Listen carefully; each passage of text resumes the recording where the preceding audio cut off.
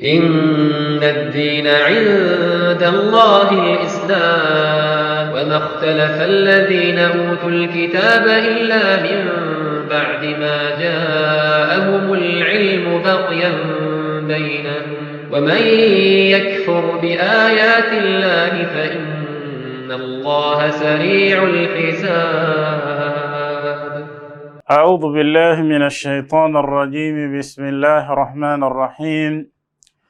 الحمد لله رب العالمين. اللهم لك الحمد على نعمة الإسلام والإيمان، ولك الحمد أن جعلتنا من أمة محمد عليه الصلاة والسلام، وأشهد أن لا إله إلا الله وحده لا شريك له، وأشهد أن محمدًا عبده ورسوله. اللهم صل وسلم وبارك على سيدنا محمد وعلى آله وصحبه أجمعين. أقبل فون ولون أقبلق الصلاة فون النبي محمد. أدوك فلون لا ترى يبي ألم شواني مسلمي. Adúpẹ́ fún Ọlọ́run látara wípé Ọlọ́run fún wa ní ìmánì, ìnígbàgbọ́ òdodo èyí tí ó péye. Ọpẹ́ ni fún Ọlọ́run sábà pọ́lọ́run ṣe wá ní ọ̀kan lára àwọn ìjọ Ànábì wa Muhammad sallallahu alayhi wa sallam. Eléyìí náà tọ́pẹ́. Ìkẹ́ Ọlọ́run àti ọlá Ọlọ́run kó máa wá lọ bá Ànábì wa Muhammad, Ànábì tí ó jẹ́ iṣẹ́ Ọlọ́run ọba rẹ̀, ó jẹ́ fọ́kùnrin, ó jẹ́ fóbìnrin, ó jẹ́ fọ́mọdé, ó jẹ́ fálàgbà. Ànábì ò lè kún, bẹ́ẹ̀ náà ni kò dínkù. Ìkẹ́ Ọlọ́run àti ọlá Ọlọ́run kó máa lọ bá àtàwọn sàhábà, àtàwọn ìyàwó rẹ̀, àti gbogbo àwa náà tá a wà lórí ìlànà Ànábì wa Muhammad. Kí ìkẹ́ Ọlọ́run, kí Ọlọ́run kó fi rọ̀ kiri ká ẹnìkọ̀ọ̀kan wa. Akí gbogbo àwa tán láǹfààní láti máa wò wá, àánú Ọlọ́run yóò máa bẹ́ni kọ̀ọ̀kan wa gbé, albarka wa yóò máa pọ̀ sí, oríire wa yóò máa pọ̀ sí. Gbọ̀ntí ń jẹ́ bànújẹ́ lọ́kàn ẹni kọ̀ọ̀kan wa, Ọlọ́run yóò bá wa sọ́ dayọ̀, yóò bá wa sọ́ dìdùnnú. Àánú ti Ọlọ́run. Àwa tọrọ lọ́dọ̀ Ọlọ́run fójúléṣẹ́ Sunna TV tá ń bẹ yìí. Ojúléṣẹ́ náà Ọlọ́run má jẹ́ ó jóná láéláyé, ìdàgbàsókè látọ̀dọ̀ Ọlọ́run máa bá wa mú bá ojúléṣẹ́ náà. Gbogbo àwọn tí wọ́n ná owó wọn sójú ọ̀nà ti Ọlọ́run lójúléṣẹ́ yìí, Ọlọ́run bá wa dúró tì wọ́n, Ọlọ́run bá wa kún yín lọ́wọ́. Àlékún nínú ọlá, àlékún nínú àlùbáríkà, àlékún nínú àrísìkí Ọlọ́run bá wa ṣe fún yín. Pàápàá jùlọ àwọn bàbá wa Saifuddin Àríkọ́ṣe, Ọlọ́run bá wa kún yín, Ọlọ́run má fi yín lẹ̀. Àwọn bàbá náà Ọlọ́run bá dákun má ṣe bá wa foríjì wọ́n. Bẹ́ẹ̀ bákan náà bàbá wa Sheikh Shitu Thani, Ọlọ́run bá wa foríjì wọ́n. Àwọn ọmọ wa tòní, àwọn Dr. Abdulrahim, Ọlọ́run bá wa kún yín, Ọlọ́run má fi yín lẹ̀. Àwọn bàbá wa Dr. Abdulhamid Alawu, Ọlọ́run bá wa dúró tì yín, Ọlọ́run má fi yín lẹ̀. Àánú ti Ọlọ́run. Gbogbo àwa tí àwa ń ṣiṣẹ́ lójúléṣẹ́ yìí, Ọlọ́run má kún wa, Ọlọ́run má fi wá lẹ̀. Orí látọ̀dọ̀ Ọlọ́run kó fi rántí ẹnì kọ̀ọ̀kan wa. La hawla wala quwwata illa billahil aliyyil azim. Èyí tí a máa jọ́rọ̀ tí yá bára wa sọ ní dédé àkókò yìí, a sọ̀rọ̀ fúnra wa nípa ìwà kan èyí tí ó dá, tí ò bójú mu.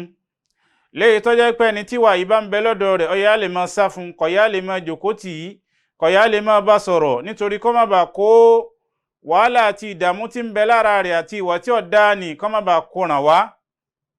Ìwà yìí a rí wípé ìwà kan tí ó dá ni, tí Islam ò tiẹ̀ lọ́wọ́ sí rárá.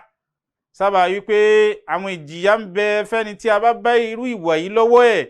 Ìjìyà ń bẹ léyìí tó jẹ́ wípé Islam ti gbé kalẹ̀ fún irú ẹni bẹ́ẹ̀, léyìí tí ó padà rí ìjìyà ní nígbà tí ó bá di ọjọ́ alkiyama.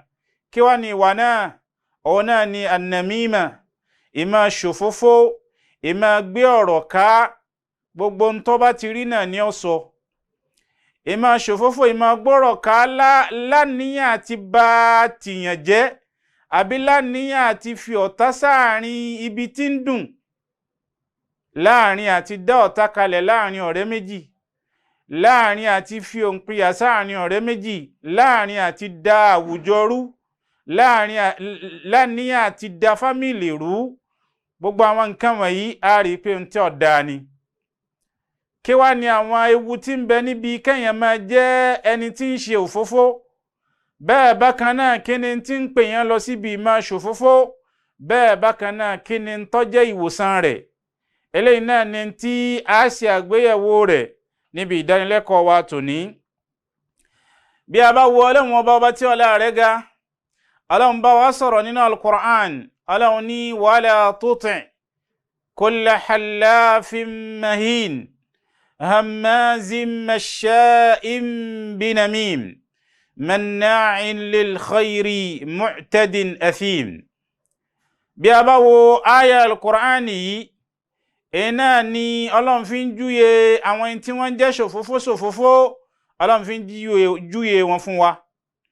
Ọlọ́run ní a má tẹ̀lé o kulla hallafin, ẹ̀ǹtẹ́ bá rí tọ́jọ́ pé a máa sábà búra kọ́rọ̀ kan tó ṣẹlẹ̀ wallahi ta'ala, kí nǹkan tó ṣe kíní kan wallahi ta'ala, ìbúra ni ní gbogbo ìgbà.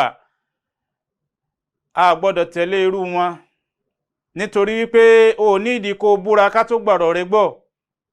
Sábà ó ti mọ̀ pé olófòfó náà ní iná ló fi ń fi ìbúra ló fi ń kún ọ̀rọ̀ rẹ. Ẹni tó jẹ́ pọ́lọ́pọ̀lọpọ̀ búra ni Ọlọ́run ní a má tẹ̀lé wọn o. Àwọn ẹni tó jẹ́ wípé wọ́n á bú yàn lójú yàn, wọ́n á bú yàn lẹ́yìn èèyàn, ìtẹ́yìn ò ṣe wọ́n á pé èèyàn ṣe masha'in binamim.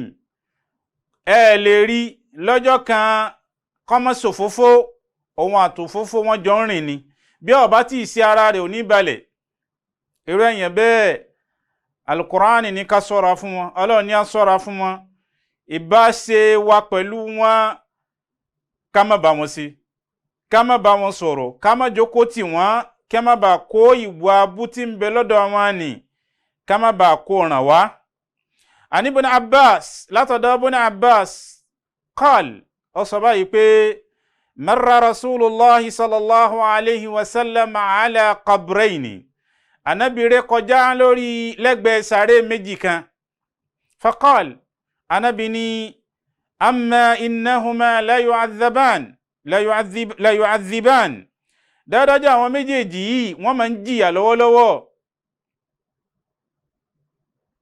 Wama yu'adhiban fi kabir. Wama yu'adhiban fi kabirin. Amma ahduhuma fakana yamshi bin namima.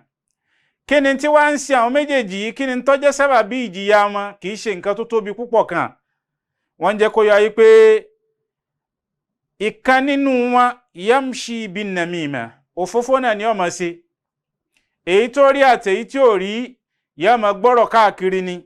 Wa amma al-akharu fakana la yastatiru min bawlihi. Ẹ̀rẹ́ ní kejì ni nígbà tó ń bá fẹ́ bí a bùkátà rẹ̀ tó fẹ́ tọ̀, kì í wá nǹkan kankan láti fi bo gàgá ara rẹ̀. Bẹ́ẹ̀ bákan náà kì í ṣàkíyèsí ibi tó fẹ́ tọ̀ sí ní débi wípé ìtọ̀ ni yóò tún máa ta sí i lára. Ìdáni tó ṣe sábàbí tí èkéní kejì wọn tí wọ́n fi ń jìyà nìyẹn.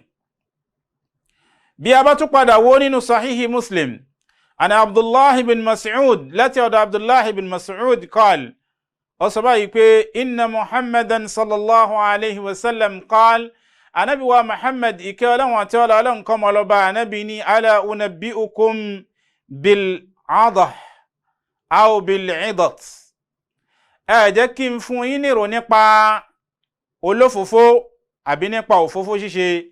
Kí ni tá ń pè ní òfófó ṣíṣe? Òun náà ni ká máa gbé ọ̀rọ̀ ká láníyàn àti fi ṣèbàjẹ́ èèyàn. Ànábì ní eléyìí ń tí ọ̀dà ni o.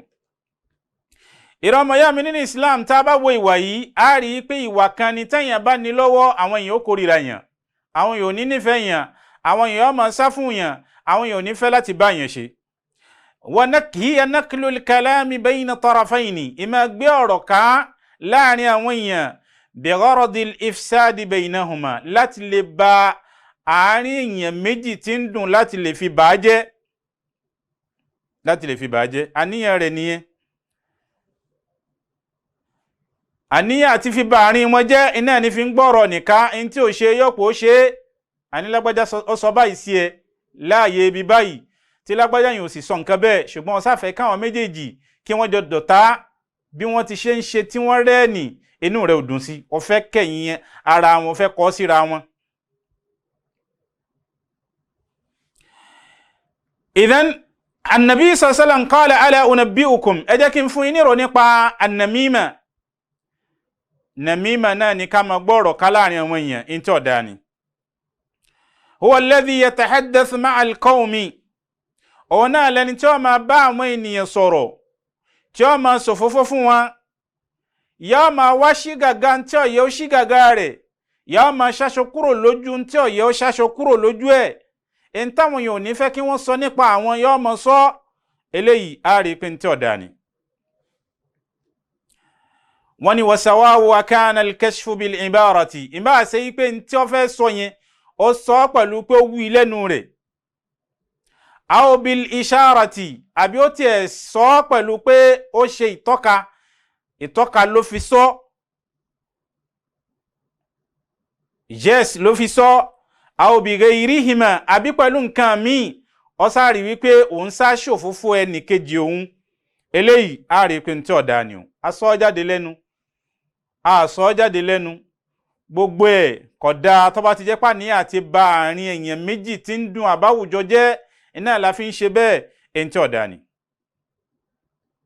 inna sharra an-nasi inda Allahi manzila yawm al-qiyamah àwọn ẹni táyé wọn fi burú jọjọ lọ́dọ̀ Ọlọ́run níjọ́ al-qiyamah àwọn náà làwọn ẹni tó jẹ́ pé man tarakahu an-nasu ittiqa'a sharrihi òun náà làwọn ẹni táwọn èèyàn fẹ́ bá ṣe ẹni táwọn èèyàn pàtì lẹ́ni tó jẹ́ pé wọ́n fi ń bẹ̀rù aburú tí ń bẹ lára rẹ̀ torí pé tá a bá wo òfófó yìí náà tó láburú torí pé ntẹ́yìn ò ṣe tó pọ̀ ṣe é tó fi sọ àárín méjì wọn tó fi sọ wọ́n dọ̀tá ara wọn ó rí wípé ó ti hànà tí ń jóore fẹ́ni tó lọ bàjẹ́ ó ti hànà tí ń jóore lọ́dọ̀ rẹ̀ torí pé ìfẹ́ tó ní sí tẹ́lẹ̀ kò ní nífẹ̀ẹ́ nì sí mọ́ bọ́bá láni ẹ̀ láti ṣoore kan fún tẹ́lẹ̀ kò ní ṣe é fún mọ́ sábà ń tọ́ padà wá sọ nípa rẹ̀ léyìí tí ó sì rí bẹ́ẹ̀. ìdán gbogbo àwa tá a bá nírú ìwà yìí lọ́wọ́ a gbọ́dọ̀ ṣàkíyèsí ká jìnà sí nítorí pé ẹni tí Ọlọ́run ọba ẹni tí ò fẹ́ ni a gbọ́dọ̀ jìnà sí. tá a bá ń fẹ́ láti ṣoríire tayé tàti alkiyama a gbọ́dọ̀ ṣe kí ni a gbọ́dọ̀ jìnà sí tí ń jẹ́ òfófó ṣíṣe nítorí pé Ọlọ́run ọba ò nífẹ̀ẹ́ sí. ìrọmọ yá mi nínú Islam wọ́n ní ẹni tí ó jẹ́ pé àyè rẹ̀ fi burú jù lọ́dọ̀ Ọlọ́run òun náà làwọn ẹni tó jẹ́ pé àwọn èèyàn ń bẹ̀rù àti bá ṣe látara aburú tí ń bẹ lọ́dọ̀ rẹ̀ gẹ́gẹ́ bí òfófó ìmọ̀gbọ́rọ̀ ká ó rí i pé tó bá dáwùjọ gan bí wọ́n bá ń sọ̀rọ̀ tó pàtàkì gan ẹ rí i pé ń gbọ́ ọba dé lẹ́ẹ̀kan náà wọ́n dá ọ̀rọ̀ ni wọ́n dá dúró nítorí wọ́n ti mọ̀ pé yóò padà fún ká. ìdán irú èèyàn bẹ́ẹ̀ bọ́ba ti ń ṣàkíyèsí irú nǹkan bẹ́ẹ̀ lára àwọn èèyàn sí ẹ lára ó yá kí wọn náà kó fura ká ọmọ mọ̀ yí pé ìwà tí ń bẹ lọ́dọ̀ rẹ tí ń ṣe òfófó èyí tó ń ṣe káàkiri ní ń fà á táwọn èèyàn fi ń fi ara wọn pamọ́ fún ọ eléyìí ò sì dáa tó.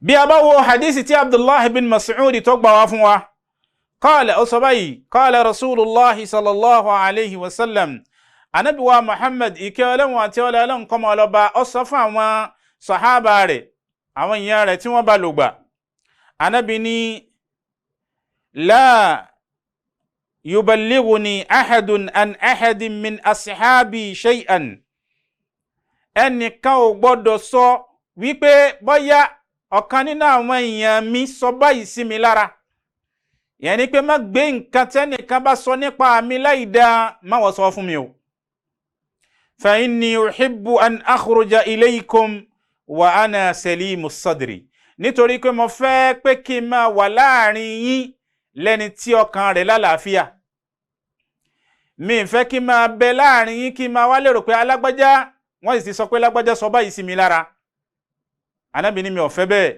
ẹ má wá sọ nǹkan kankan tẹ́nìkan sọ nípa mi láì dáa ẹ má wá sọ fún mi nítorí pé bá a bá ti ń ṣe bẹ́ẹ̀ ẹ rí i pé a ti ń da àwùjọ rú ibi tí ń tò tẹ́lẹ̀ a rí i pé kò ní tò mọ́. wa'lamu akhil muslim ìrẹ́ ọmọ yá mi tó jẹ́ mùsùlùmí mo fẹ́ kọ́ lẹ́mọ̀ wípé annamamu ashaddu khataran ẹ̀rí ìmọ̀ ṣòfófó ewu tí ń bẹ ń bẹ tó lágbára ni, ó lágbára ju pé ká sọ̀rọ̀ èèyàn lẹ́yìn lọ. nítorí pé ìmọ̀ ṣòfófó yìí tuqi'u bayna an-nasi al-adawa wal-baghdha, yóò jẹ́ káwọn èèyàn kí wọ́n máa múra wọn lọ́tà, bẹ́ẹ̀ bákan náà yóò máa fà káwọn èèyàn kí wọ́n máa bínú síra wọn, bẹ́ẹ̀ bákan náà yóò máa fà tí okùn ẹbí yóò máa já, yóò máa fà tí ọkàn wa ò ní máa lálàáfíà síra wa, ọkàn wa ò ní máa mọ́ síra wa. òfófó ṣíṣe muharramatun bi ijma'il muslimin, èèwọ̀ ni o lápanupọ̀ àwọn ẹni tí wọ́n jẹ́ àfáà, èèwọ̀ ni òfófó ṣíṣe ní tí ọ̀dá ni. bí a bá sì wò a rí pé àwọn ìtọ́ka lóríṣiríṣi ń bẹ léyìí tá a fi mọ̀ pé ká ṣòfófó èèwọ̀ ni nínú Islam. ó wà nínú al-Qur'an, bẹ́ẹ̀ bákan náà ó wà nínú sunna, bẹ́ẹ̀ bákan náà àpanupọ̀ àwọn àfáà ń jẹ́ kó yọ ayé pé kabiratun min kaba'iri dhunub, lára ẹ̀ṣẹ̀ tó tóbi tó gbangban lọ́dọ̀ Ọlọ́run ẹni ká máa ṣòfófó ń bẹ o. ó sì ní àwọn orípa tí ọ̀dá èyí tí máa ń fi kalẹ̀, nítorí pé orípa rẹ̀ ìmá pa nǹkan rẹ̀, ìmá ba nǹkan jẹ́ ni. famin athariha, lára àwọn orípa tí ń bẹ níbi òfófó ṣíṣe at-tafriqatu bayna an-nas, ìfi òǹpinya sáàrin àwọn ènìyàn, ìyà àwọn ènìyàn sọ́tọ̀ọ̀tọ̀ láwọn ẹni tó jẹ́ pé wọ́n ti ń bára wọn ṣe tẹ́lẹ̀, ó yà wọ́n sọ́tọ̀ọ̀tọ̀ látara òfófó rẹ̀ èyí tó ń gbé ká. wa qalaqil qalb, yóò tún máa jẹ́ kí ọkàn má lè lálàáfíà, ọkàn má lè farabalẹ̀, ọkàn kó máa mì kíjokíjo, yóò máa farú nǹkan bẹ́ẹ̀. bẹ́ẹ̀ bákan náà a rí wípé ẹni tí ó dáa ni fẹ́ni tí ń gbérú nǹkan bẹ́ẹ̀ káàkiri, ẹni tí ń ṣòfófó káàkiri, ìwà tí ó dáa ni o. bẹ́ẹ̀ bákan náà ẹni tó sì ń farabalẹ̀ gbọ́ òfófó lọ́dọ̀ àwọn ènìyàn náà bákan náà, eléyìí náà ìwà tí ó dáa ni. nítorí pé nígbà tó dé lónìí ṣòfófó fún wa, tá a farabalẹ̀, tá a mú jòkó láti gbọ́ ohun tó wá ṣe lófófó fún wa, ẹ rí i pé à ń gba láàyè níbi tí ó dáa ni. bẹ́ẹ̀ bákan náà à ń ràn lọ́wọ́ níbi tí ó dáa ni. àmọ́ tá a bá ti fi kó lójú lẹ́ẹ̀kan náà pé rárá àfẹ́ bẹ́ẹ̀, ẹ rí i pé kò ní í ṣe bẹ́ẹ̀ mọ́ ní ọjọ́ mi, láti ibẹ̀ lọ òun náà lè padà jáwọ́ níbi òfófó rẹ̀ tí ń ṣe káàkiri. bẹ́ẹ̀ bákan náà níbi àwọn orípa rẹ̀ tí ó da cutting arzak nas, kò ní jẹ́ ká máa ṣoore fúnra wa mọ́. torí ńgbà tí n bá ti gbọ́ pé lápẹ́jọ́ sọ̀rọ̀ nípa mi ní tí ó da, tí mo sì ti láníyàn láti ṣoore kan fún tẹ́lẹ̀, ẹ rí i pé mi ò ní fẹ́ láti ṣoore yẹn fún mọ́. sábà tí wọ́n ti wá sọ fún mi nípa rẹ̀ pọ̀ sọ, ó sì lè mọ́ sọ bẹ́ẹ̀, nítorí pé àníyàn ti ẹ̀rí pé mo sáfẹ́ káàrin wọn dàrú. eléyìí a rí i pé èyí tí ó da ni. wa madha naf'al, kí ni tá a ṣe idha sami'na ashkhasan, tá a bá rí i pé àwọn ẹnìkan yas'awna fi namima, iṣẹ́ wọn náà ní iṣẹ́ òfófó, wọn ò níṣẹ́ méjì. bàbá ti rírú àwọn èèyàn bẹ́ẹ̀, kí ni tá a ṣe? falwajib, èyí tó ṣọ̀rọ̀ yẹn ni pé adamul julusi ma'ahum, ká má máa jòkó pẹ̀lú wọn. tó bá ti ṣàkíyèsí pé ẹnìkan olófòfó ni, ká má jòkó tì í, nítorí pé níbi ìjòkó tì wá ni a rí i pé yóò máa farabalẹ̀ láti máa ṣe kíni, láti máa sọ̀rọ̀ ni fún wa. liqawlillahi subhanahu wa ta'ala, sábà ọ̀rọ̀ Ọlọ́run tó sọ pé wa idha ra'ayta alladhina yakhuduna fi ayatina fa'rid anhum hatta yakhudu fi hadithin ghayrihi. bẹ́ẹ̀ bá ti wá rí àwọn ẹnìkan tí wọ́n ń sọ̀rọ̀ ìbàjẹ́ nípa àwa ti Ọlọ́run, àbí wọ́n ń fi àmì àwọ̀ Ọlọ́run tí wọ́n fi ń ṣe yẹ̀yẹ́, wọ́n ní ká jìnnà sọ́dọ̀ wọn, ká kúrò lọ́dọ̀ wọn. wa imma yunsiyannaka ash-shaytan, tó bá jẹ́ pé èṣù náà ni ó jẹ́ ó lè rántí lásìkò wá tí wọ́n ń fi ọ̀rọ̀ Ọlọ́run fi ṣe yẹ̀yẹ́ ni, wọ́n ní fala taq'udu ba'da adh-dhikri ma'a al-qawmi adh-dhalimin. tó bá ti wá rántí mọ̀ pé ọ̀rọ̀ Ọlọ́run lẹ fi ń ṣe yẹ̀yẹ́ yìí, yá dìde kó láàrin wọn, má jòkó tì wọ́n o, nítorí pé tó bá jòkó tì wọ́n, tí ìbínú Ọlọ́run bá fẹ́ sọ̀kalẹ̀ ń bẹ àti àwọn àtiwọ́ náà, gbogbo yín náà ni ìbínú Ọlọ́run ni yóò padà débá láàyè ni. ṣùgbọ́n tó bá ti kó láàrin wọn, àwọn nìkan náà ni ó máa bá. náà ló fà á, bó bá ti wà láwùjọ kan tí wọ́n bá ti ń sọ ohun tí ó dáa, tó sì rí wípé ò lè yí wọn padà lórí ohun tí wọ́n ń sọ yẹn, yá tètè fi àwùjọ ni yá fi kalẹ̀. wa qawluhu azza wa jal, àti ọ̀rọ̀ Ọlọ́run ọba tí ọlá rẹ̀ ga, ó ní wa qad nazzala alaykum fil kitab, àti sọ kalẹ̀ fún yín tí ń bẹ nínú al-Qur'an, an idha sami'tum ayati llahi yukfaru biha wa yustahza'u biha pé tá a bá ti sọ àwọn àmì àwọ̀ Ọlọ́run kan kalẹ̀ àbí tí wọ́n bá tiẹ̀ gbọ́ nípa àmì àwọ̀ Ọlọ́run kan wọ́n á pè é nírọ́, wọn ò ní gbàgbọ́, wọn á sì tún mú láti fi ṣe ẹ̀yẹ. fala taq'udu ma'ahum, ó gbọ́dọ̀ jókòó pẹ̀lú wọn o, hatta yakhudu fi hadithin ghayri, títí wọ́n fi padà máa sọ̀rọ̀ nǹkan míì. tí ó bá jẹ́ bẹ́ẹ̀, idhan innakum idhan mithluhum, ẹ̀yin náà ti dára wọn. bọ́ bá sì ti dára wọn, kọ́ ya máa mọ̀ pé ìjìyà Ọlọ́run ní ti jọ jẹ́ déédéé kan náà láàrin yín àti àwọn náà. wa qawlu nabi sallallahu alayhi wa sallam, àti ọ̀rọ̀ annabi tó sọ fún wa pé man ra'a minkum munkaran falyughayyiruhu biyadihi, gbogbo ẹni tó bá rí i pé ẹlẹgbẹ́ òun sọ tí ó dáa kan àbí ń hùwà tí ó dáa kan àbí ń ṣe ìṣe kan tí ó dáa, falyughayyiruhu biyadihi, kó fi ọwọ́ rẹ̀ kó fi yí ìdá. àìṣe báyìí báyìí la ṣe máa ń ṣe, èyí tẹ́ ń ṣe yóò dáa. fa in lam yastati' fa bilisani, kò lágbára láti lè fọwọ́ fi yí ìdá, kó fi ẹnu rẹ̀ kó fi yí ìdá, kó fẹnu pè wọ́n ṣàkíyèsí, kó sọ̀rọ̀ fún wa, kó jẹ́ kí wọ́n mọ ìpalára tí ń bẹ níbi nǹkan náà, kó ṣàlàyé rẹ̀ fún wọn. fa in lam yastati', kò lágbára láti ṣe bẹ́ẹ̀, fa bi qalbi, kó máa fi ọkàn rẹ̀ fi rò pé àwọn èèyàn yìí tí wọ́n sì ń ṣe ohun tí ó dáa yìí, ìbájẹ́ pé wọ́n ti yí ìdá kúrò níbi ohun tí wọ́n ṣe kí wọ́n ṣe eléyìí, ṣùgbọ́n wọ́n jẹ́ kó yá pé dhalika adhaful iman, eléyìí náà ni imani, ẹni tí imani rẹ̀, ìgbàgbọ́ rẹ̀ tó fi le jù. Naam. ìrọmọyámi nínú Islam, lamma kanat an-namimatu bihadhihi al-manzila al-haqira, nígbà tó ti wá jẹ́ pé ìṣòfófó a rí pé àyè rẹ̀, àyè yẹpẹrẹ ní ń bẹ, àyè ìdọ̀tí ní ń bẹ, àyè kórìíra ní ń bẹ, bẹ́ẹ̀ bákan náà ó sì tún padà jẹ́ ẹ̀ṣẹ̀ tó tóbi lára àwọn ẹ̀ṣẹ̀ tó tóbi ni. faqad tawa'ada Allahu, dáadájú Ọlọ́run ọba ó ti ṣe ládéhùn ìyà fún gbogbo àwọn ẹni tí wọ́n ń ṣe ìyà tó ní agbára.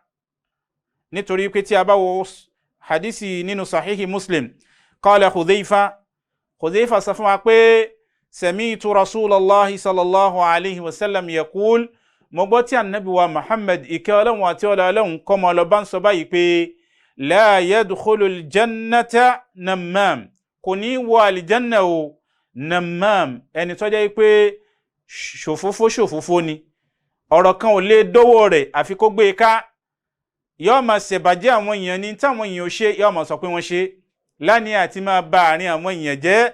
Ànábì ní irú ẹni bẹ́ẹ̀ kò ní wọ àlìjánà o. ẹ̀rí òfófó ṣíṣe yìí kò lè máa bẹ láwùjọ kan kí ìkẹ́ Ọlọ́run kó wá sọ̀kalẹ̀ sáàrin náà, kò lè máa bẹ lágboolé kan kí wọ́n rí àánú gbà lágboolé náà, kò lè máa bẹ láàrin àwọn èèyàn kan kí wọ́n rí àánú Ọlọ́run ọba gbà. ìdán tá a bá wo òfófó ṣíṣe, a rí pé okùnfà kan ni tí ń jẹ́ ìkẹ́ Ọlọ́run tí ó fi máa jìnà síyàn.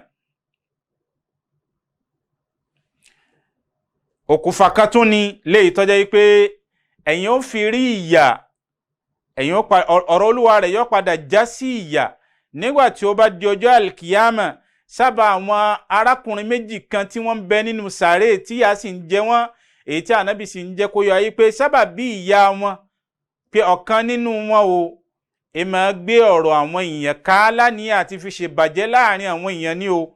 ẹnì kejì òun kì í bo àṣírí ara rẹ̀ nígbà tó bá fẹ́ bí àbùkátà rẹ̀, àbí kì í sì wá àyè tó dáa láti bí àbùkátà rẹ̀ sí nígbà tó bá fẹ́ tọ̀ ni yóò tún máa padà ta sí i lára. eléyìí náà ní sábàbí tí èkéníkejì wọn èyí tí wọ́n fi ń jìyà nínú sàréè. ìdán ìrẹ́mọ̀yá mi nínú Islam, tí ìwà yìí bá ń bẹ lọ́dọ̀ rẹ̀, ẹ jẹ́ kí á jìnà sí, nítorí pé ìwà kan ní léyìí tí kò ní jẹ́ kí á bá àánú Ọlọ́run pàdé.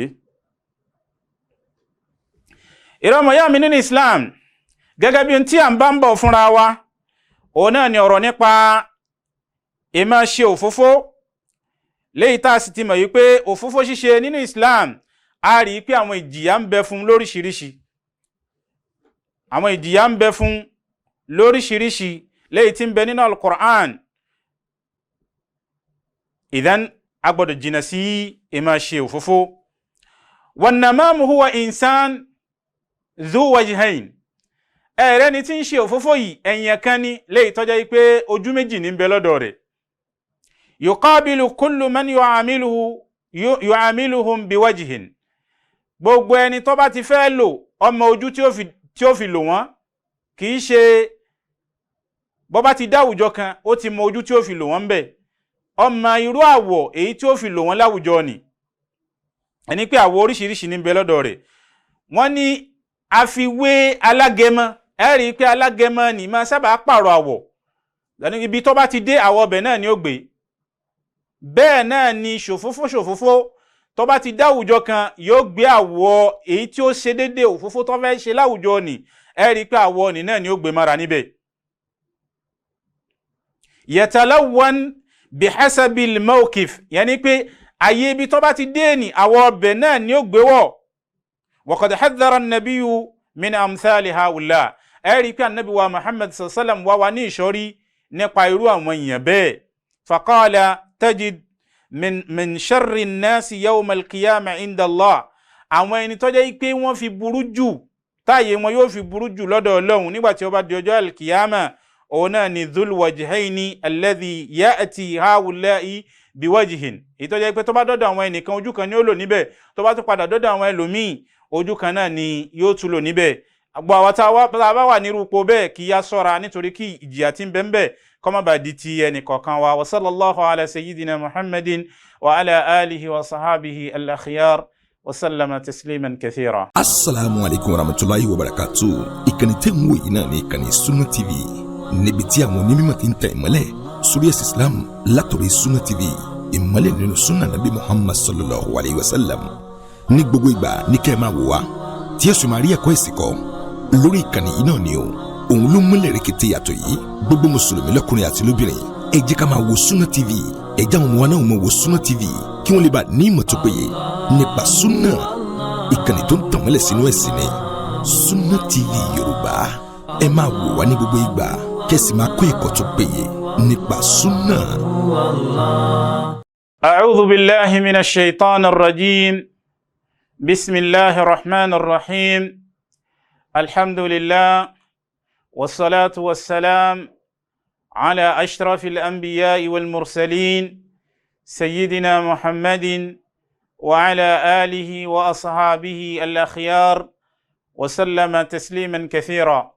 Ọpẹ́ ni fún Ọlọ́run, ọ̀pọ̀lọpọ̀ àsàlátù fún annabi wa Muhammad, ìkẹ́ Ọlọ́run àti ọlá Ọlọ́run kó máa lọ bá annabi wa Muhammad àti wọn àtàwọn ará ilé rẹ̀ àti àwọn sàhábà àti gbogbo àwa náà tá wà lórí ìlànà annabi wa Muhammad. Adápẹ́dọ̀ orí àsàlát Ọlọ́run ṣe lérè ǹjẹ́ ayé talkiyama fẹ́ni kọ̀ọ̀kan wa. Ìrẹmọ̀ yá mi nínú Islam tó láǹfààní láti máa wò wá, àánú Ọlọ́run yóò máa bẹ́ni kọ̀ọ̀kan wa gbé, ìdùnnú látọ̀dọ̀ Ọlọ́run yóò fi rọ kiri ká ẹnì kọ̀ọ̀kan wa. Gbogbo tí wọ́n ń jẹ́ ìbànújẹ́ lọ́dọ̀ wa Ọlọ́run yóò bá wa sọ́ di ìdùnnú. Àánú ti Ọlọ́run. Ojúlé iṣẹ́ tá ń bẹ yìí, ìdàgbàsókè Ọlọ́run bá dákun mọ́sẹ̀ ìbá wa mú bá ojúlé iṣẹ́ náà. Gbogbo àwọn tí wọ́n náwó ó kan éjì sójúlé iṣẹ́ yìí, àdìpèlé nínú ọlá, àdìpèlé nínú àrízìkì, Ọlọ́run bá dákun mọ́sẹ̀ ìbá wa ṣe fún wa o. La hawla wala quwwata illa billahil aliyyil azim. Ìrọmọ yá mi nínú Islam, gẹ́gẹ́ bí ọ̀rọ̀ wa èyí tá ń bá ń bọ̀ fúnra wa, à ń sọ̀rọ̀ fúnra wa nípa annamimatu, òfófó ṣíṣe, àwọn ìpalára tí ń bẹ níbi òfófó ṣíṣe. Bẹ́ẹ̀ bákan náà kí ni tó ń fà á táwọn èèyàn fi ń ṣòfófó, bẹ́ẹ̀ bákan náà kí ni tí ó jẹ́ ìwòsàn rẹ̀, ẹ̀ náà ni tí à ń bára wa sọ̀rọ̀ lé lórí. À ń jẹ́ kó yá yí pé ẹni tí àyè rẹ̀ yóò fi burú jù lọ́dọ̀ Ọlọ́run, àwọn náà làwọn ẹni tó jẹ́ pé olójú méjì ni wọ́n. Bí wọ́n bá dé ìjọ kan olójú tí wọ́n lò níbẹ̀, bí wọ́n bá wá dé ìjọ míì olójú tí wọ́n lò níbẹ̀, látara àti ṣèbàjẹ́ àwọn ènìyàn, látara àti lè sọ nípa àwọn ènìyàn ní tí ọ̀dá, ó sì lè jẹ́ pé tí wọ́n ń sọ nípa rẹ̀ yẹn nítorí wọn ò ṣe bẹ́ẹ̀, ṣùgbọ́n láti lè fi dá ọ̀tá kalẹ̀ láàrin àwọn ènìyàn, iná ló fi ń ṣe bẹ́ẹ̀. Wa qad yakuna lin-namimati asbabun wa bawa'ith. Bí a bá wo òfófó ṣíṣe yìí, a rí pé ó ní nǹkan kankan tó fà á tí máa gbé èèyàn lọ síbi kókó ṣòfófó. Àwọn okùnfà tó lè fa tí àwọn èèyàn yóò fi máa ṣòfófó kí làwọn nǹkan náà. Alákọ̀ọ́kọ́ ni wípé imma iradatu su'i ó súnmọ́ kọjá yí pé ẹni tí ń ṣòfófó yìí ó gbèrò aburú sẹ́ni tó fẹ́ sọ̀rọ̀ nípa rẹ̀, ẹni tó fẹ́ ṣèké rẹ̀ ó gbèrò aburú sí tí mà yí pé tóun bá ti ń sọ̀rọ̀ yìí ká nísìn àwọn èèyàn ò ní ronú dáadáa kàn án mọ́, àwọn èèyàn mọ̀ pé èèyàn tí ò dáa ní láwùjọ, ìgbèrò aburú sí yàn. aw idharil hubbi, àbí bákan náà kẹ́yìn máa ṣàfihàn pé ẹni tó ń fẹ́ lọ gbọ́rọ̀ fún yẹn kọ́ máa ṣàfihàn pé mo nífẹ̀ẹ́. ẹ̀rì mọ̀ pé bẹ́yẹn bá sì fẹ́ láti ṣọ̀rẹ́ èèyàn yóò mú àwọn nǹkan kankan wá láwọn nǹkan tó jẹ́ pé ẹni tó náà yóò máa wò pé alágbájá mọ̀ nífẹ̀ẹ́ mi, tí ó bá nífẹ̀ẹ́ mi kò ní mọ̀ sọ irú nǹkan báyìí nípa alágbájá. ó ń sọ nítorí pé ó fẹ́ rí ìfẹ́ nìkan gbà, ó fẹ́ ṣe ìbàjẹ́ nìkan láti lè fi rí ìfẹ́ nìkan gbà. a rí i pé eléyìí ń tẹ́ ọ̀dà ni. àbí nítorí pé ẹni tó ń jẹ́ sọ̀rọ̀sọ̀rọ̀ ọ̀rọ̀ máa gbénú, àtèyí tó dá àtèyí tí ò dá ó sáfẹ́ sọ náà ni. irú eléyìí náà yóò fẹ́ kéèyàn máa ṣòfófó nígbà míì léyìí tó jẹ́ pé téèyàn fẹ́ sọ nípa rẹ̀ kò ní ṣe ìwádìí rẹ̀ láti lè fi ìdí ìní fi múlẹ̀ pé ó rí bẹ́ẹ̀. kódà yìí téèyàn fi ìdí rẹ̀ fi múlẹ̀ pé ó rí bẹ́ẹ̀ gan, wọ́n ní a máa gbé ká bèlè yìí tó jẹ́ pé kò tiẹ̀ wá rí bẹ́ẹ̀. ìdán ìntí ọ̀dà ni. wa ashaddu anwa'i an-namima, wọ́n ní èyí tó fi wá burú jù níbi òfófó òun náà ni ká máa wá lọ ṣòfófó lọ́dọ̀ àwọn ẹni tí wọ́n jẹ́ adájọ́, àbí àwọn ẹni tó jẹ́ pé wọ́n wà ní ipò kan tá a rí pé ipò tí wọ́n wà yìí wọ́n lè fi ìyà fi jẹ̀yàn gbé. wọ́n ní irú eléyìí kò dáa nítorí pé àwọn ẹni tí wọ́n wà nípò òní a rí pé wọ́n lágbára láti lè fi ìyà fi jẹ̀yàn. táyàn bá lọ sọ pé lágbájá mọ̀ sọ̀rọ̀ rẹ̀ láì dáa, irú ẹni bẹ́ẹ̀ lágbára láti lè fi ìyà fi jẹ nítọ̀hún, ó sì lè jẹ́ pé nǹkan ni kò rí bẹ́ẹ̀. lára tí máa ń mú yẹn ṣòfófó bákan náà wọ́n ní fasadul qalbi, tọ́kàn bá ti bàjẹ́. ẹ rí i pé àwọn tí wọ́n ń ṣòfófó àwọn èèyàn káàkiri sábà kọ́kàn wọn bàjẹ́ ni, bọ́kàn wọn bá lálàáfíà wọn ò ní ṣòfófó ẹnìkan. wa fasadul qalbi fasadul badani, bọ́kàn bá ti wá bàjẹ́ ẹ rí i pé gbogbo ara náà ó ti bàjẹ́ nìyẹn. gẹ́gẹ́ bó ti ṣe wà nínú hadisi èyí tí ó fi ẹsẹ̀ fi múlẹ̀ nínú Sahih Buhari àti Muslimi, ala wa inna fil jasadi mudghah, dáadájú ń bẹ lára wa báàsì kan. ẹ̀rí tí báàsì tó bá ti lálàáfíà tó bá da gbogbo ara ti dá nìyẹn. tí báàsì tí ó bá ti lálàáfíà tí ó bá ti dá gbogbo ara tó kù náà yányán gbogbo rẹ̀ ti bàjẹ́ nìyẹn. Ànábì wá jẹ́ kó yé wa pé báàsì tó ń sọ yìí náà ni alqalbu, òun náà lọ́kàn. ìdán ọkàn ẹni tí ń ṣòfófó ni ó bàjẹ́, ẹni tó sì mú tọ́kàn rẹ̀ ti bàjẹ́, ara rẹ̀ náà ti bàjẹ́, lọ́fà ló fi yan iṣẹ́ òfófó ṣíṣe nì ló fi yàn án láàyò pé ló gbọ́dọ̀ jẹ́ṣẹ́ òun. walamma fasada alqalb, nígbà tí ọkàn rẹ̀ ti bàjẹ́ náà fasada alqawl, ẹ rí i pé ọ̀rọ̀ tí ó máa jáde lẹ́nu rẹ̀ bákan náà ọ̀rọ̀ tí ó da iná máa jáde, lọ́fà ló fi jẹ́ pé òfófó tí ó da iná ló yàn láàyò. bẹ́ẹ̀ bákan náà wa fasada ta'amul, ìbáṣepọ̀ láàrin àwọn èèyàn bákan náà ẹ rí i pé yó bàjẹ́.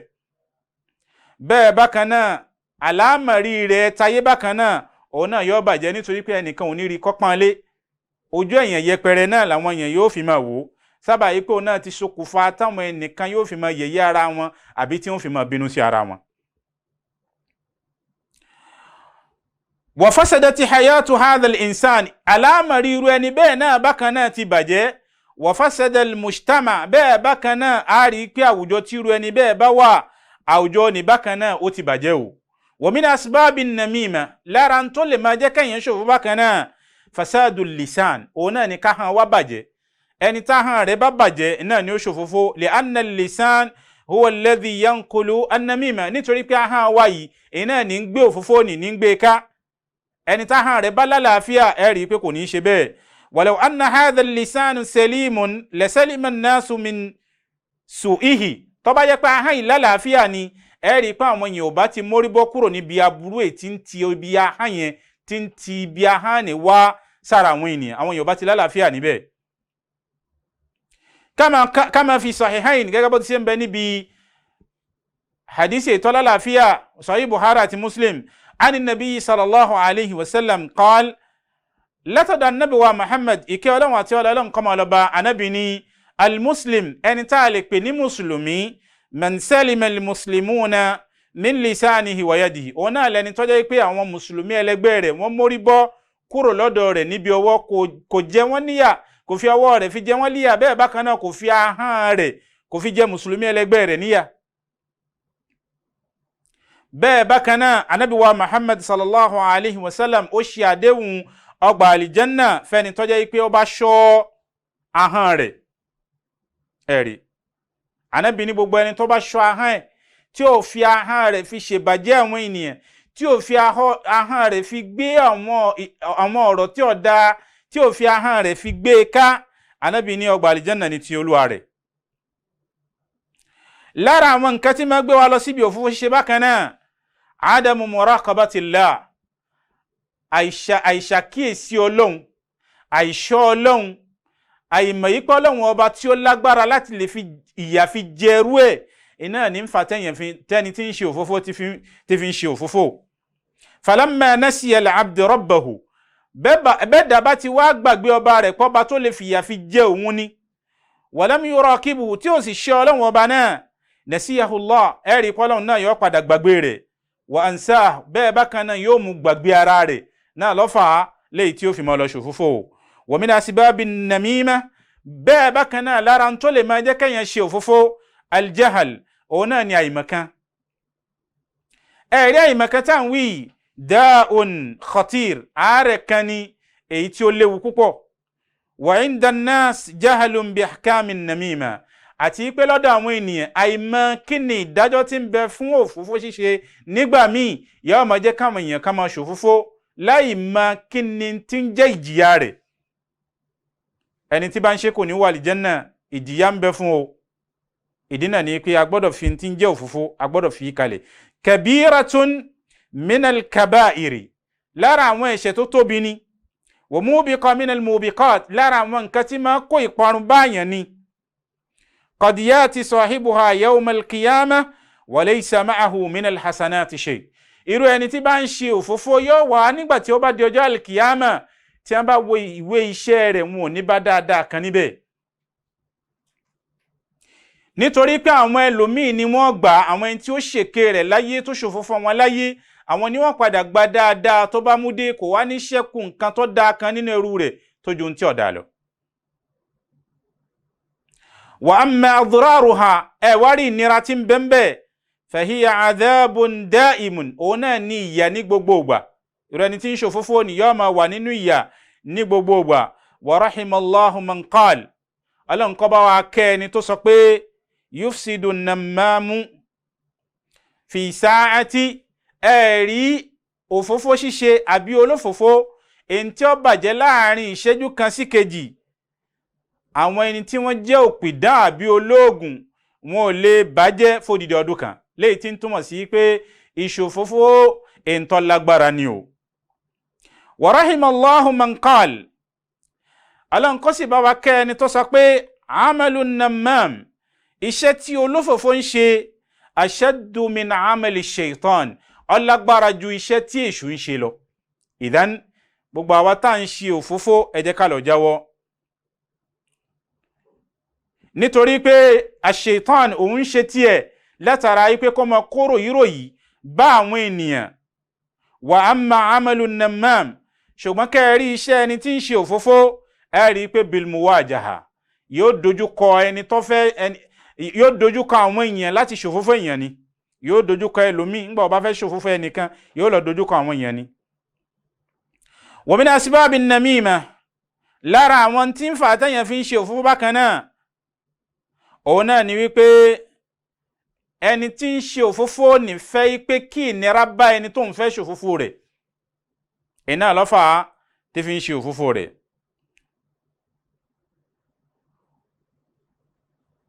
ìdán gbogbo àwọn nǹkan wọ̀nyí a rí wípé lára àwọn nǹkan tí ń fà á èyí tí àwọn èèyàn fi máa ń ṣe òfófó. bẹ́ẹ̀ bákan náà idharu annamamu hubbahu liman namma ilayhi ẹni tí ń ṣe òfófó fẹ́ láti fi ìfẹ́ rẹ̀ fi hàn fẹ́ni tó fẹ́ lọ ṣòfófó ẹnìkan fún pé mo nífẹ̀ẹ́ rẹ̀ ó fẹ́ fi ìfẹ́ tó ní sí fi hàn náà lọ́fà yóò máa wá lọ hun àwọn ọ̀rọ̀ kan yóò máa wá hun láti wá gbé bá ẹni tọ̀hún kẹ́ni tọ̀hún kó lè máa mọ̀ yí pé lóòótọ́ ni ó nífẹ̀ẹ́ òun wal haqiqatu annahu laysa muhibban lahu li'annahu jana alayhi jinayatun kabira. Èyí tó dájú ni ká mọ̀ wípé irú ẹni bẹ́ẹ̀ á rí wípé ẹ̀ṣẹ̀ ńlá iná ní ń dákalẹ̀, ẹ̀ṣẹ̀ ńlá òun náà ní ń dákalẹ̀, kò túmọ̀ sí pé bóyá ìfẹ́ kan ní fi ń wá. Ẹ̀ṣẹ̀ ńlá iná ní ń dákalẹ̀ nítorí pé ẹni tó lọ ṣe kí ẹ̀ léyìí tó jẹ́ pé àwọn èèyàn bẹ̀rẹ̀ sí ní mú sójú pé èèyàn burúkú ni láwùjọ, àwọn èèyàn fẹ́ bá a ṣe mọ́, àwọn èèyàn fẹ́ ràn án lọ́wọ́ mọ́, kó yá máa mọ̀ pé sábàbí tí wọ́n fẹ́ fi ràn án lọ́wọ́, tí wọ́n fi kọ̀yìn sí, tí wọ́n fi jìnnà sí, kó yá máa mọ̀ pé sábàbí òfófó rẹ̀ tó lọ ṣe é ni o.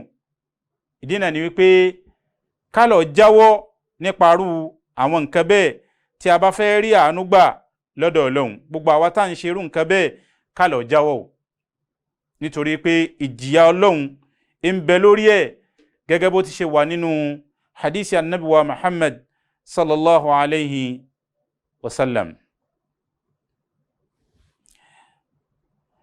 Bẹ́ẹ̀ bákan náà wal amru,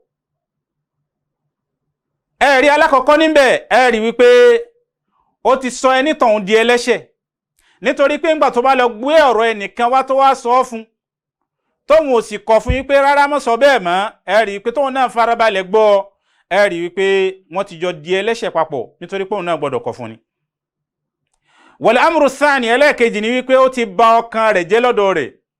Lóòótọ́ ni ń sọ pé òun fẹ́ pé kẹ́nìtọ̀ ò nífẹ̀ẹ́ òun ni, àmọ́ tẹ́nìtọ̀ bá jẹ́ ẹni tó ní làákàyè, ó gbọ́dọ̀ máa mọ̀ wípé ẹni tí mo gbọ́dọ̀ bínú sí leléyìí, nítorí pé n tó mọ tó fi ń gbé ọ̀rọ̀ ẹnìkan wá fún mi, èyí tó dájú ni pé èyí tó bá ṣẹlẹ̀ láàrin èmi àti ẹ náà ó padà lọ sọ fẹ́ lòmíì. Ìdán ó ti bà ọkàn rẹ̀ jẹ́ lọ́dọ̀ ẹni tọ̀hún. Bẹ́ẹ̀ bákan náà yóò máa jẹ́ kí gbogbo àwọn èèyàn tó kù lọ́dọ̀ irú ẹni bẹ́ẹ̀ yóò máa bínú sí wọn, torí pé ó ti gbọ́ pé wọ́n ti sọ nípa wọn ní tí ó dáa kan léyìí tó sì jẹ́ pé wọn ò sọ bẹ́ẹ̀. Wa min asbabi namima, lára tó ń fà á táwọn èèyàn fi máa ń ṣe òfófó bákan náà, aljulusu fi majalisi ahli su, máa jókòó pẹ̀lú àwọn èèyàn bú, máa jókòó pẹ̀lú àwọn èèyàn tó jẹ́ pàníyàn wọn ní wípé kí n tọ́ ń da kó bàjẹ́. Bẹ́ẹ̀ yẹn bá ti ń jókòó pẹ̀lú irú wọn, èèyàn ya ẹni tí ó máa ṣòfófó. Wassamaa minhum, máa farabalẹ̀ gbọ́rọ̀ lọ́dọ̀ wọn. Wal iqtidaa bima yaqulun, máa kọ́ṣe tí wọ́n ń sọ, láti ibẹ̀ lọ olúwa rẹ̀ náà yóò padà ṣe kíni. Wassayri ala nahjihim, máa rìn lórí ìlànà wọn, láti ibẹ̀ lọ olúwa rẹ̀ náà yóò padà di ara wọn. Wa min asbabi annamima, lára tí ń fa táwọn èèyàn fi ń ṣe òfófó, da'ful iman, òun náà ni kí nígbàgbọ́ èèyàn kó lẹ. Bí gbàgbọ́ òdodo èèyàn bá ti lẹ, iná ni ó fà á tí olúwa rẹ̀ yóò fi ṣe ìmọ́tótó. Walau qawiya al-imanu lahala baynahu wa bayna an-namima, tó bá jẹ́ pé ìmánì èèyàn bá lágbára ni, ẹ rí wípé kò ní gba òfófó ṣíṣe, kò ní gbà á láàyè sínú ọkàn rẹ̀.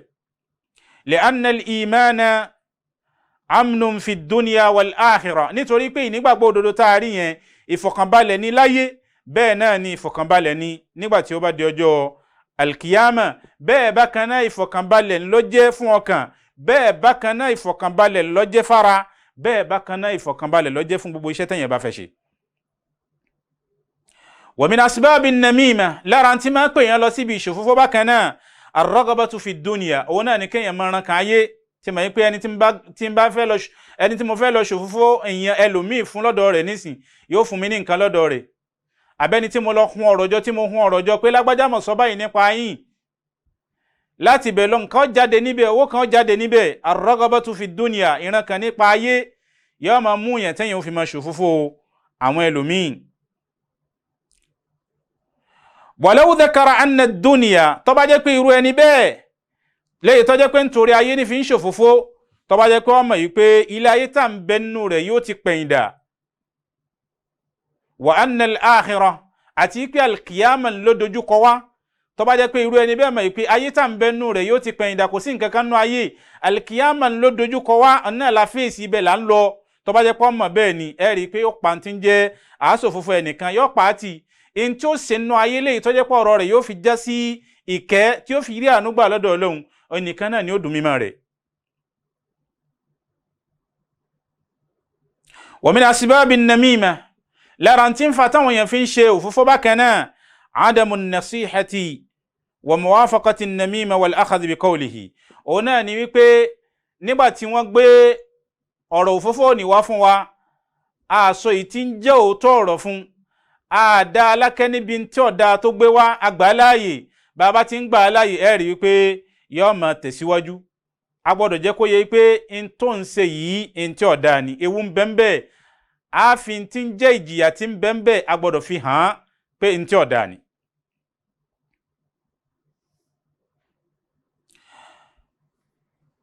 wa yakfi annahu la yadkhulu al-janna man kana fi qalbihi mithqala dharratin min kibr àti pé ó tó fún wa wípé kò ní wọ gba àlìjẹ́nà o ẹni tá a bá ti lè bá èyí tí ń jẹ́ mọ́tòmọ́tò kan sínú ọkàn rẹ̀ tá a bá ti lè bá nínú ọkàn rẹ̀ kò ní wọ àlìjẹ́nà.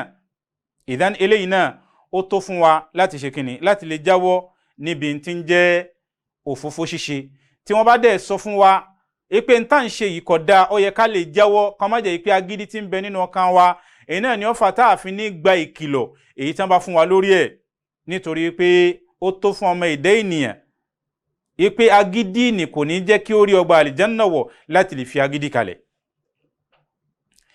bí a bá wo ìṣe òfófó láwùjọ wa lónìí a rí i pé ó ní àwọn àwòrán lóríṣiríṣi.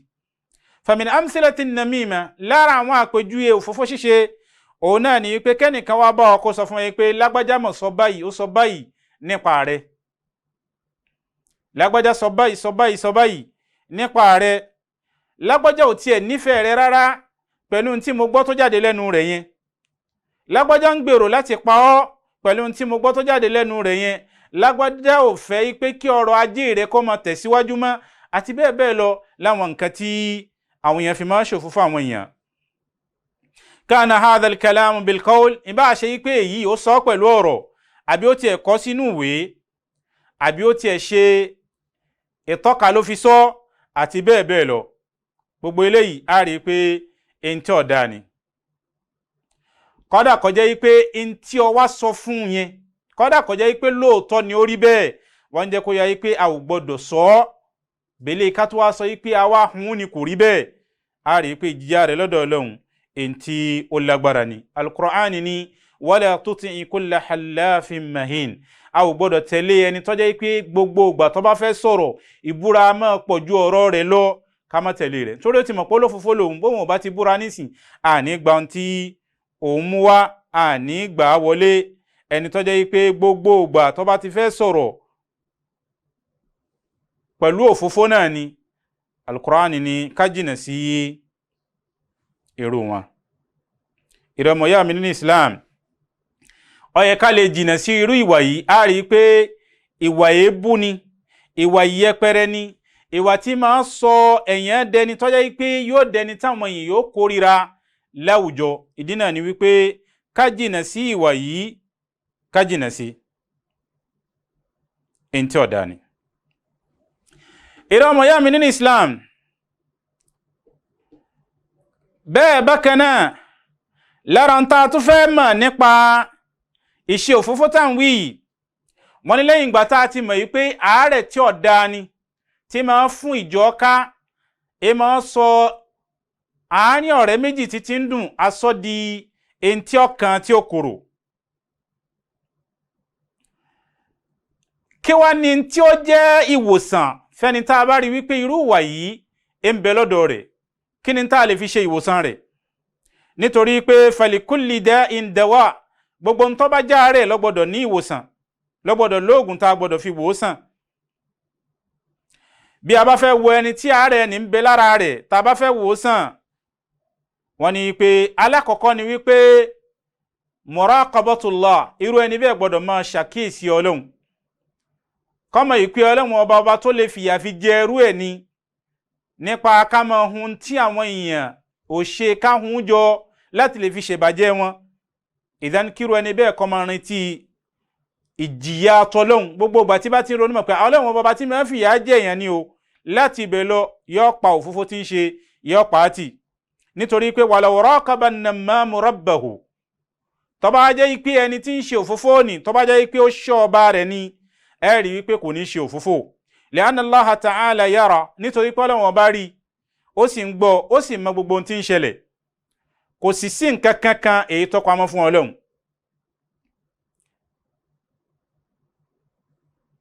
bẹ́ẹ̀ bákan náà a ò gbọ́dọ̀ máa gbà wọ́n gbọ́ nítorí tá a bá ti ń gbà wọ́n gbọ́ eléyìí ni ó jẹ́ kí wọ́n máa tẹ̀síwájú.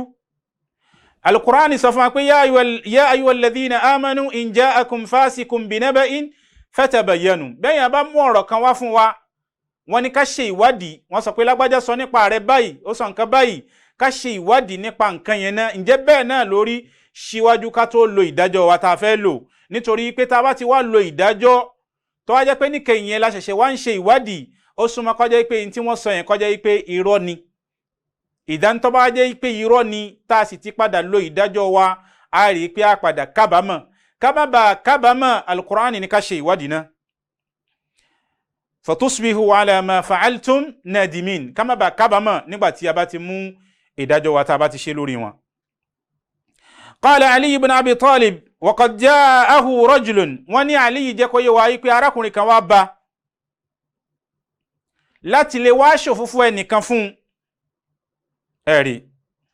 Ali wá ń sọ fún yín pé in sadaqta bọ́ bá sọ òótọ́ yẹn ni pé tó bá jẹ́ pé òótọ́ ló sọ níbi tí ó gbé wáyìí ó ní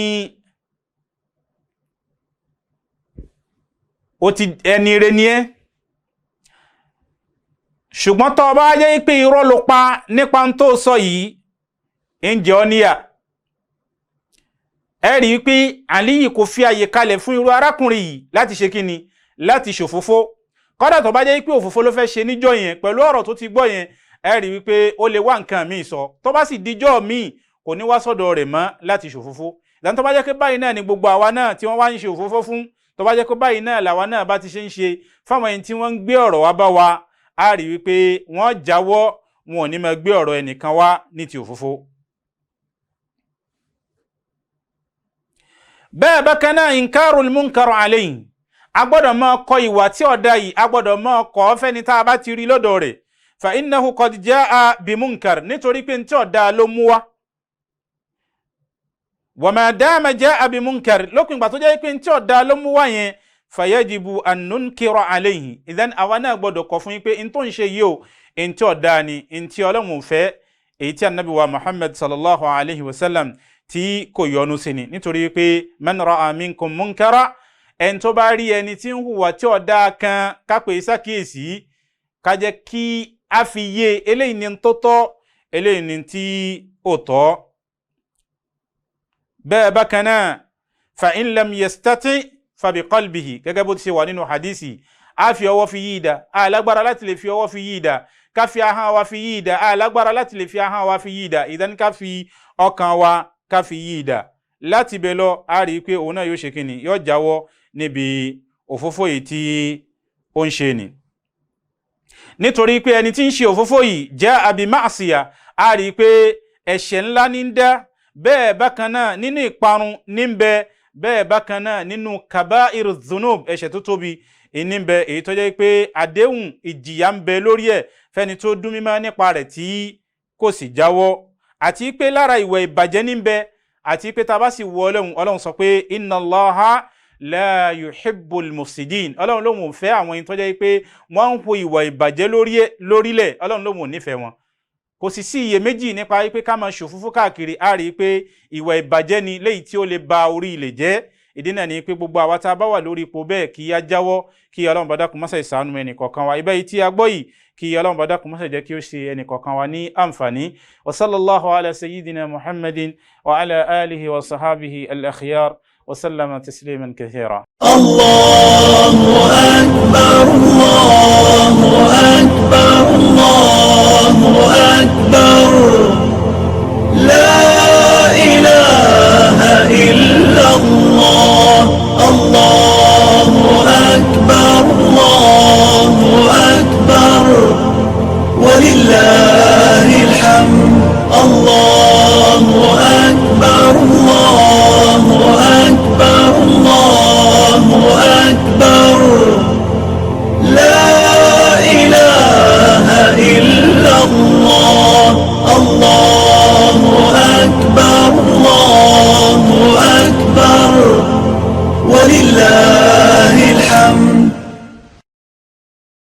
سبحان الله والحمد لله ولا إله إلا الله والله أكبر ولا حول ولا قوة إلا بالله العلي العظيم سبحان الله والحمد لله ولا إله إلا الله والله أكبر ولا حول ولا قوة إلا بالله العلي العظيم